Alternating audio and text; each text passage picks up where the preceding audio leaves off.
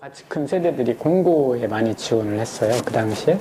그래서 이제 공고를 가려고 사실 천안공고를 왔을 가능성이 제일 높아요. 제가 정상적인 궤도를 밟았으면. 근데 중학교 3학년 때 황달을 알았어요. 3학년 올라가면서 한 2월 초에 앓은 것 같은데 그게 지금으로 보면 아마 A형 간염이었던 걸로 생각이 돼요. 제 고향이 서산인데 그 서산에 2개 의원이 있었습니다. 양방 의원이. 근데 그 의원들이 못 고쳐요. 그때는 A형 간염을 다룰 수 있는 능력이 없었나 봐요. 그러니까 대략 한 76년도 정도 될 겁니다. 76년? 아니구나. 78년. 네, 78년 정도인데 못 다뤘던 것 같고 A형 간염인지도 몰랐던 것으로 지금 생각해보면 그래요. 그래서 뭐 고열로 뭐 한 39도, 40도를 며칠 이제 고생하다가 뭐 자연스럽게 조금씩 떨어지면서 이제 되돌아보면 그때 그 어떤 할아버지가 고쳐놨는데 그게 인진이었어요. 지금 생각해보면. 인진을 이만큼씩 싸줘가지고 다려먹고 나은 그런 경험이 있고, 그래서 체력이 좀 안 돼서 인문계고등학교를 가게 됐습니다. 그래서 인문계고등학교를 가서 고등학교 2학년 때 한의대를 가겠다고 결정을 했는데, 그 동기가 내가 앓으면서 서산에서 한약방 하시는 분을 알았어요. 아버지 이렇게 친구분이셨는데, 그분이 업을 내가 본 거죠. 그 업을 이렇게 봤는데, 좋더라고요. 여유 있어 보이고. 이제 대전에서 고등학교 다니면서 혼자 하숙하고 한 3년 동안 그렇게 살면서 그런 것들이 아마 영향을 줬던 것 같아요. 한의과 대학을 가게 된. 네. 그래서 좀 여유 있게 살고 싶다. 의대를 가느냐, 한의대를 가느냐 그런 거였는데 난 한의대를 가겠다고 결정을 했습니다. 그렇게 해서 한의대를 갔죠. 정말 못 모르고 간 겁니다. 저희 때는 뭐 한의과 대학 교육이 지금보다도 더 이렇게 조금 말하자면 좀 타이트하지 못한 상황이었다고 생각합니다. 그리고 아까 얘기했듯이 못 모르고 갔죠. 근데 굉장히 신기한 현상이 벌어지는 게 지금도 그 생각이 많이 들어요. 한의학 개론을 가르치시는 선생님이 있었는데 그분이 자필로 이렇게 써가지고 만든 이렇게 정리본을 가르쳤어요. 한의학 개론을. 그걸 열심히 외우고 이제 시험 보면 이제 학점이 나올 거 아니에요. 근데 나는 하나도 이해 못하는데 학점은 잘 나와요, 그게. 의외로. 한의학이라는 게 참 재밌더라고요. 그렇게 하면서 공부를 했는데, 언제든지 한의학 과목들, 한방 병리를 하든, 한방 생리를 하든, 상한론을 하든, 어떤 과목을 해도 나는 이해 못하는데 학점이 나오더라는 거예요. 그게 굉장히 이상했어요. 근데 해부학이나 아니면 양방생리나 이런 것들은 내가 이해하고 내가 이해한 만큼 점수가 나왔거든요. 근데 이쪽 한방 쪽은 점수는 나오는데 나는 이해를 못하더라고요. 그리고 내 선배들한테 물어봐도 마찬가지고 음양이 뭐냐 뭐 이런 거 따지면 뭐 수련해야 된다느니 아니면 내 동기들이 그런 일을 하고 있었죠. 어디 가서 이제 사사받고 아니면 한문 공부하러 다니고 그런 친구들이 있었는데 역시 뭐 나를 만족시켜줄 만큼 이해할 수 있는 용어로 설명해주는 사람은 만난 적이 없었어요. 네. 그렇게 하면서 굉장히 자연스럽게 내가 이해할 수 있는 학문 쪽으로 돌아서게 됐죠. 네. 돌아서면서 이제 학교 공부는 졸업하는 수준에서 딱 하면 좋겠다.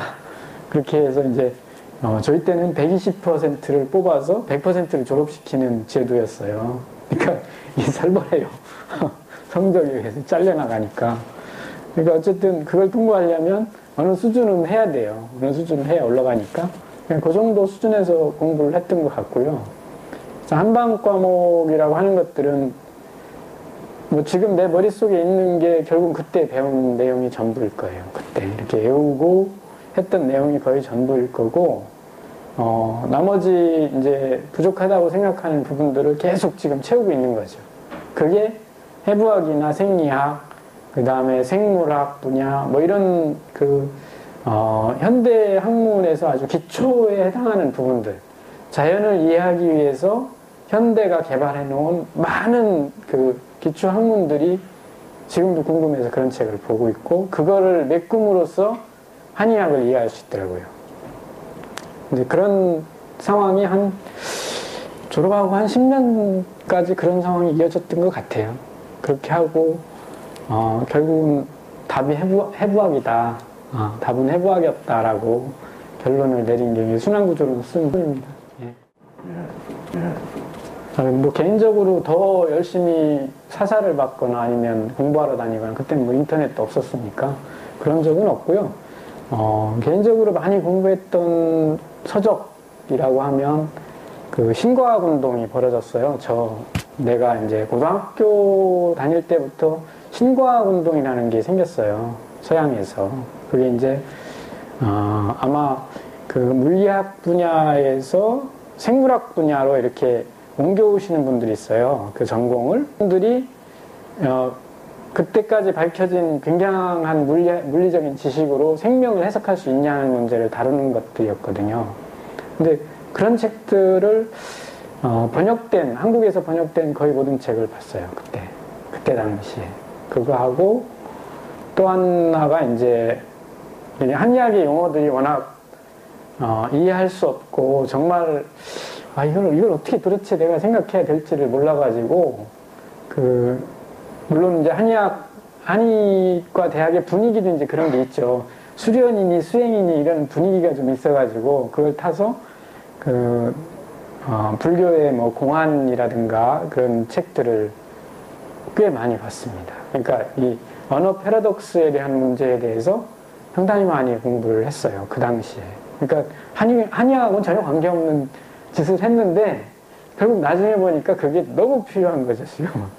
언어학이나 생명 논리 같은 것들이 현대 학문과 한의학을 구분할 때 우리가 한의학을 어떻게 규정해야 되느냐에서 생명 논리는 너무너무 필요한 3학년 때쯤 돼가지고, 야, 나도 공부를 해야 되지 않겠냐, 그런 생각은 들었죠.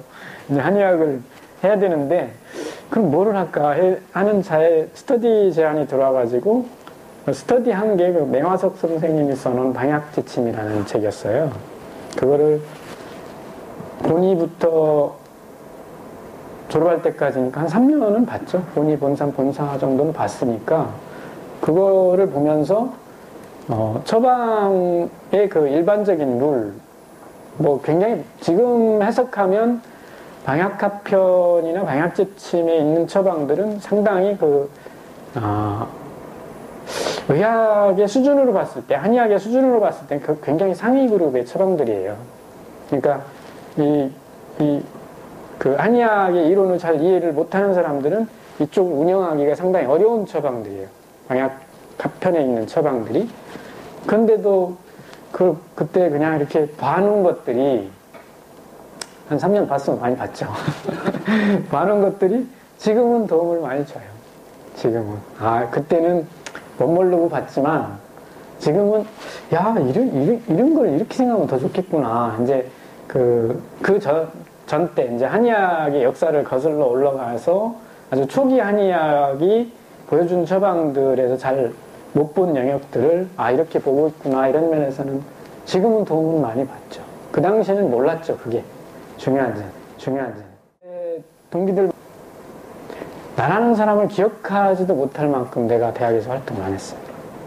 그러니까 내 후배, 내 선배들도 나하고 정말 이렇게 손에 닿는 위치에 있지 않은 사람들은 나를 모를 만큼.